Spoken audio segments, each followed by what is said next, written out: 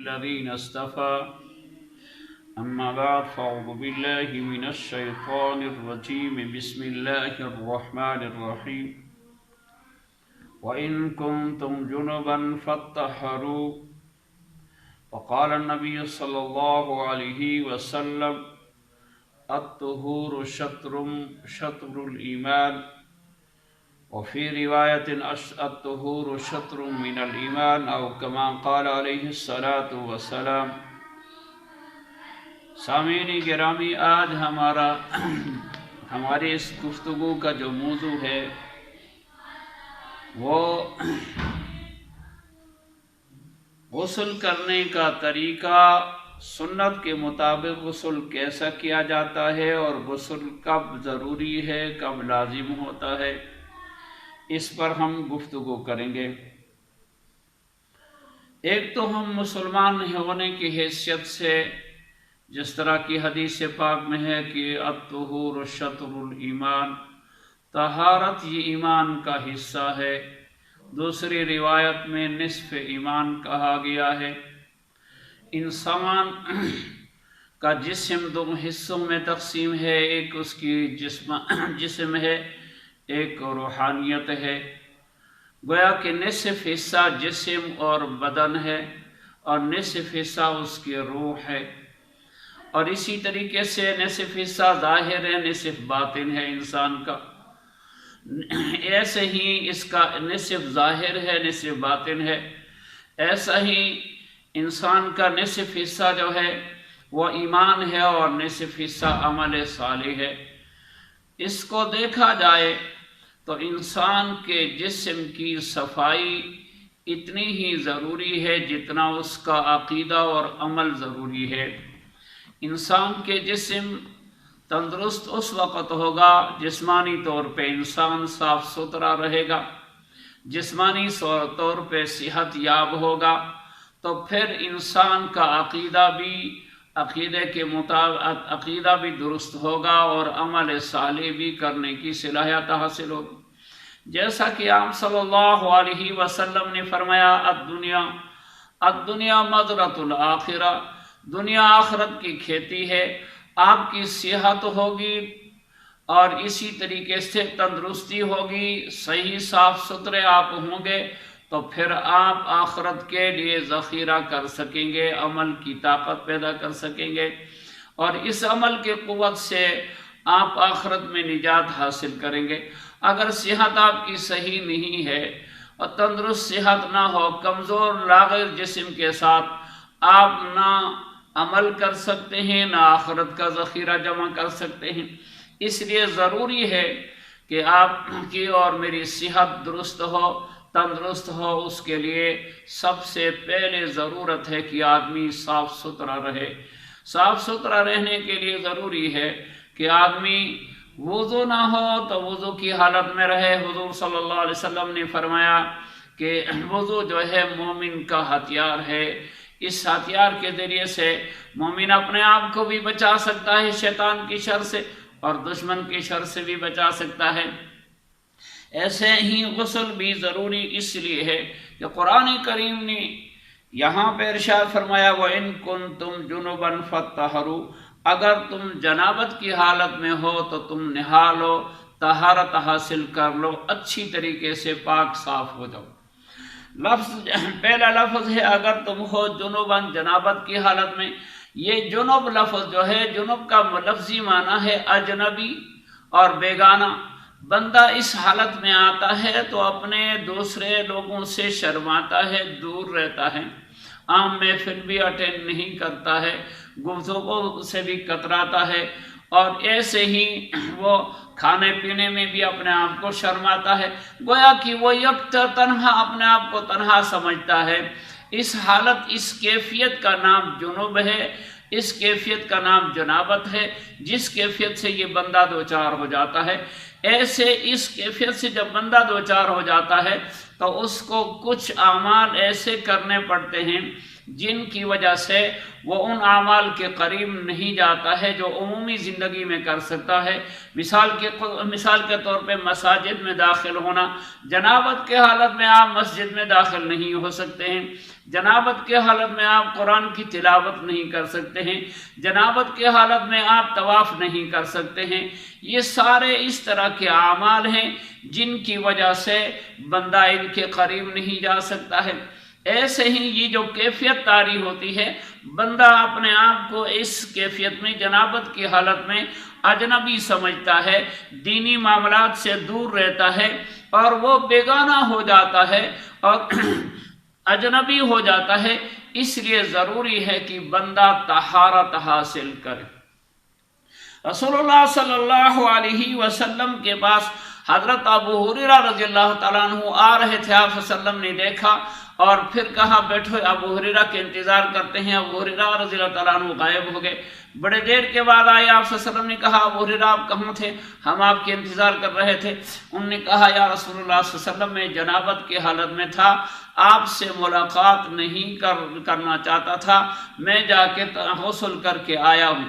تو آپ صلی اللہ علیہ وسلم نے فرمایا اے ابو ہریرہ، ان المومن لا ینجس، مومن پلیت نہیں ہوتا ہے، آپ آتے ہمارے ساتھ ملاقات کر لیتے، پھر جا کے غسل کر لیتے۔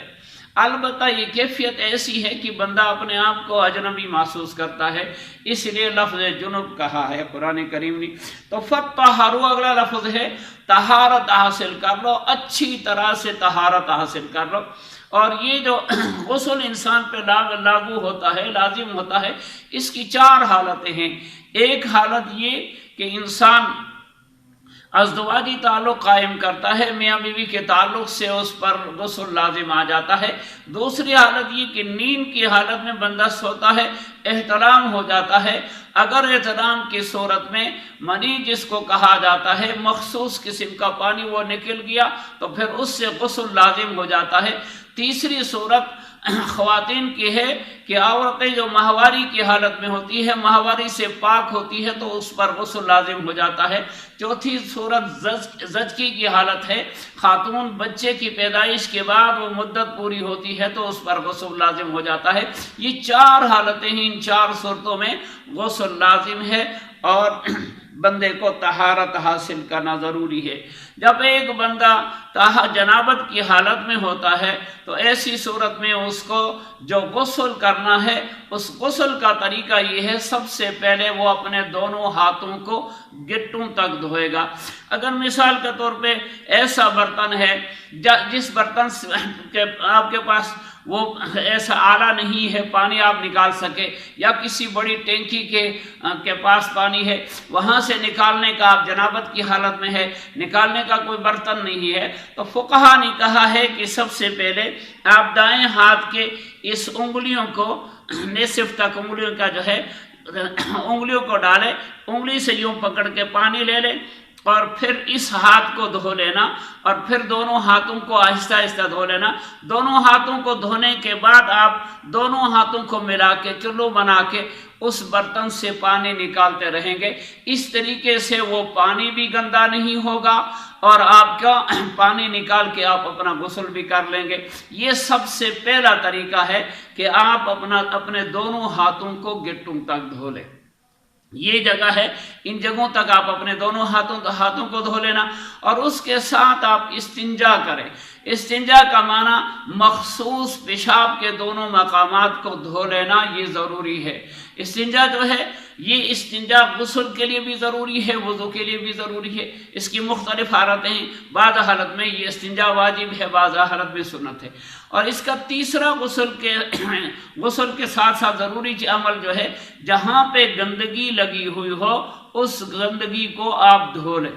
گندگی کو دھونے کے بعد پھر اپنے ہاتھوں کو مٹی سے ایک دفعہ مل لے، اگر صابن ہے تو صابن سے دونوں ہاتھوں کو اچھی طرح دوبارہ دھو لے۔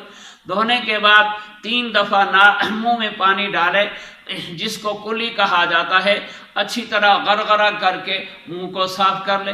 اگر کوئی بندہ اس طرح نہیں ہے 3 دفعہ پانی نہیں ڈالا، 1 دفعہ پانی اچھی طریقے سے پی لیتا ہے، منہ بھر کے پانی پی لیتا ہے، تو اس کی کلی بھی ہو جاتی ہے، فقہا نے لکھا ہے۔ لیے ضروری ہے کہ 3 دفعہ منہ میں پانی ڈالے، اچھی طریقے سے غرغرہ کرے۔ اگر بندہ روزے کی حالت میں ہے تو غرغرہ نہ کرے، بلکہ افطار کے وقت غرغرہ کرنا فقہا نے لکھا ہے اس کے لیے مستحب عمل ہے۔ اس کے ساتھ ہی ناک میں پانی ڈالے اور ناک میں 3 دفعہ پانی ڈال کے اچھی طریقے سے ناک کو صاف کر لینا، یہ غسل کے لیے ضروری ہے، غسل کرنے والے بندے کے لیے۔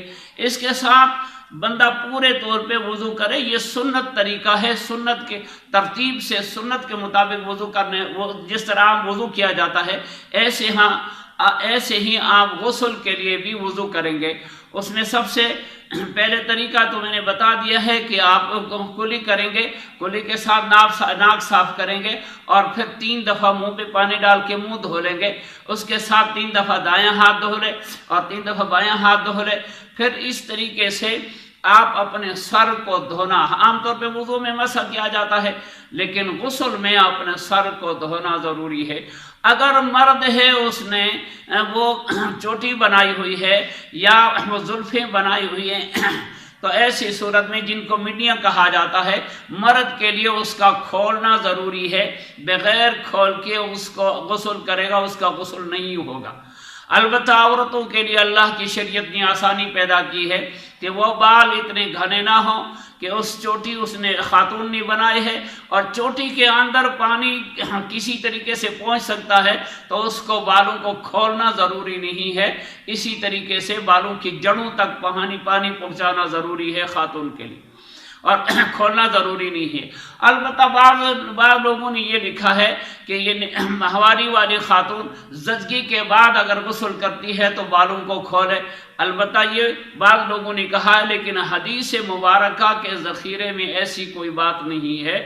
عام فقہا نے یہی لکھا ہے کہ خاتون کے لیے اللہ نے یہ سہولت دی ہے کہ وہ اس چوٹی کو نہ کھولے، اور اسی طریقے سے اگر وہ اپنے زلفوں کو گوند رکھا ہے تو اس کو اسی طریقے سے گوندے ہوئے بالوں کی جڑوں تک پانی پہنچانا ضروری ہے۔ یہ سر کا دھونے کا طریقہ۔ سر دھونے کے بعد پورے دائیں طرف پورے جسم پہ پانی ڈالے 3 دفعہ، اور 3 دفعہ پھر بائیں طرف جسم پہ پانی ڈالے۔ اگر نیچے جگہ گندی نہیں ہے تو پھر پاؤں کو بھی دھو لے، ورنہ یہ ہے کہ وضو کرتے کرتے سر دھونے کے ساتھ ساتھ ہی پاؤں کا پہلا دھونا ضروری ہے، آداب میں سے ہے۔ لیکن اگر نیچے جگہ گندی ہے اور پاؤں پھر دوبارہ گندا ہو جانے کے امکان ہے، تو ایسی صورت میں بندہ سارے جسم دھونے کے بعد آخر میں پاؤں کو دھو لینا ضروری ہے اس کے لیے۔ یہ طریقہ غسل ہے۔ ایک مسلمان کے لیے غسل کا طریقہ یہ ہے۔ اب مسلمان جو ہے غسل کر لیتا ہے تو اس کو طہارت حاصل ہو گئی۔ اسی غسل سے آپ نماز بھی پڑھ سکتے ہیں اور آپ دوسرے معمولات بھی کر سکتے ہیں۔ اگر آپ نے ایسا کیا جنابت کی حالت میں تھے، کلی کی ناک میں پانی ڈالا یا پانی پی لیا، تو ایسی صورت میں آپ نے 1 دفعہ پانی میں ڈبکی لگا لی، پورا جسم تر کر لیا، تو آپ کا غسل پھر بھی ہو جائے گا، کوئی حرج نہیں ہے۔ یہ غسل ایک مسلمان کے لیے فرض بھی ہے، واجب ہے۔ غسل میں 3 فرائض ہیں، ایک کلی کرنا، دوسرے ناک میں پانی ڈالنا، اور تیسرے پورے جسم کا دھونا۔ اللہ تبارک و تعالی ہمیں عمل کرنے کی توفیق دے۔ وآخر الدعوانا الحمدللہ۔